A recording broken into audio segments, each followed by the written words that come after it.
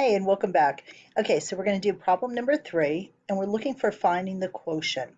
And then we're going to write the answer in the simplest form. Well, quotient always means it's the answer to a division problem. And when we're working with fractions, we do the keep, change, flip, and I've added the S for simplify. So we're going to keep the 4/9.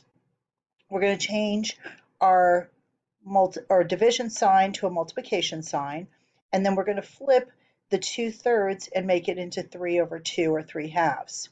So now we've kept, we've changed, we've flipped, and now we're going to simplify. The simplify just means that 4 can be divided by 2, and what was left is 2, and 2 divided by 2 is going to give us 1.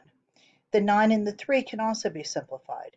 The 3 can be divided by 3, and that'll give us 1. The 9 can be divided by 3, and that'll give us 3. Then we simply multiply it out. 2 times 1 is going to give us 2, and 3 times 1 is going to give us 3, or 2/3. Now, just in the case we forget to simplify, we could have also done it as 4 times 3 is 12, and 9 times 2 is 18, and then we could have simplified it, divided both numbers, and ended up with 2/3. Either way is appropriate. Thank you.